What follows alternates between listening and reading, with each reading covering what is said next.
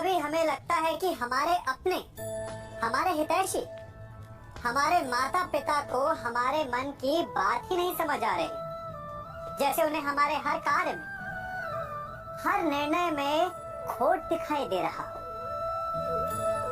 और ऐसे में हम कर बैठते हैं विद्रोह। ऐसी अवस्था में हमें वही अच्छा लगने लगता है जो हमारी मन की बातों का समर्थन करे। हम उसे ही अपना हितैषी समझ लेते हैं। परंतु जो आपसे मीठी बातें कर रहा हो वो आपका हितैषी है, ये आवश्यक नहीं। कुछ विषैले फूल बड़े सुंदर दिखते हैं, कुछ विषैले फल असाधारण रूप से बड़े स्वादिष्ट होते हैं, और ये भी आवश्यक नहीं कि हमारे रोगों का निदान करने वाली औषधि सदा मीठी हो। इसलिए विष और औषधि में अंतर को परखने का प्रयास करें। हो सकता है जो आपके हित की बात कर रहा हो वो आपको संकट के गर्त में ले जा रहा हो। बात बात पर आवेश में ना आए। हो सकता है कि आपके माता पिता की कड़वी बातों में आपका ही हित छिपा, और माता पिता को भी प्रयास करना चाहिए कि यदि उनकी संतान अनुचित निर्णय ले रही है तो उसके अनुचित होने का भान प्रेम से करवाएं, दबाव और शासन से नहीं, क्योंकि कभी कभी कटु शब्द और कटु वचन अनुचित निर्णय को और पक्का कर देता है।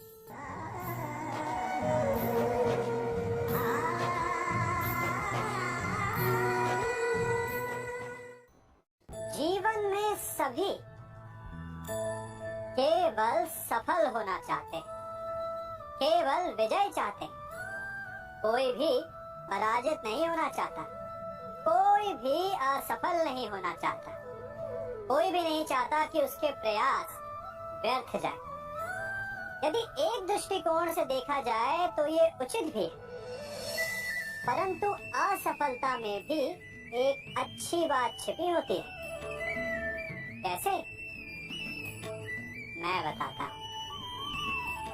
सफलता आपका परिचय संसार को देती है। विजय के पश्चात संसार आपको जानने लगता है, और असफलता आपका परिचय संसार से करवाती है। पराजय के पश्चात आप अपने जीवन को जानने लगते हैं। इसलिए सफलता और असफलता से घबराए नहीं। यदि आपकी सोच सकारात्मक रहेगी तो यही असफलता, यही पराजय आपको और अधिक शक्तिशाली बनाकर प्रस्तुत करेगी और जीवन में विजयी बनाएगी।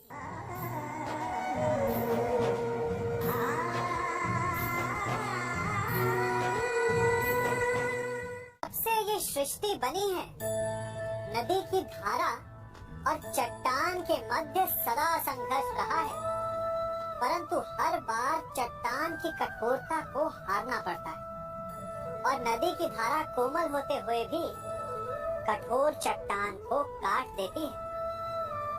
कभी सोचा है क्यों चट्टान इतनी कठोर और जल इतना कोमल, चट्टान इतनी दृढ़ और जल इतना लचीला, फिर भी सदा जल कठोर चट्टानों के मध्य से अपना मार्ग बना ही लेती है?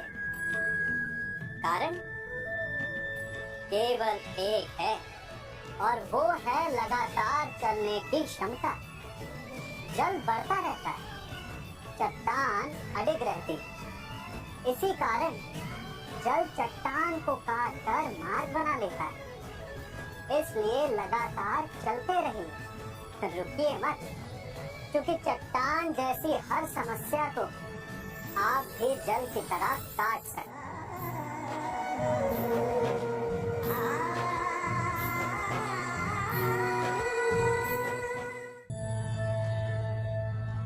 हम सब शीघ्र ही सफलता चाहते, ढेर सारी संपत्ति और सुख चाहते, और ऐसे में कई बार हम छोटे मार्गों का चयन कर लेते, वो मार्ग जिनमें परिश्रम नहीं होता, जिनमें होता है तो केवल छल, कुटिलता और भाग्य का सहारा। जैसे कि जुआ।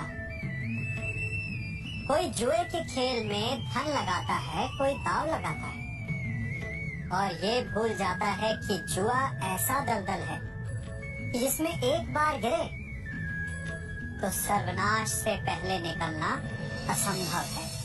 यदि आप जीते तो और जीतने की भूख बढ़ जाए, और यदि आप कुछ हार बैठे तो उसे पुनः पाने के लिए आप फिर से खेलेंगे। मनुष्य को ये आभास ही नहीं होता कि अपनी संपत्ति के साथ साथ वो अपनी मानवता, अपने संस्कार, अपना धर्म और अपना उत्तरदायित्व का सभी जुए की भेंट चढ़ा देता है। इसलिए कुछ पाना है तो परिश्रम से पाओ। यदि कुछ जुए में जीता तो वो उतना शीघ्र ही खो दोगे, क्योंकि उसे परिश्रम से पाया नहीं गया है और उसकी रक्षा करने के लिए आपके मन में स्वाभाविक प्रयास भी नहीं होंगे।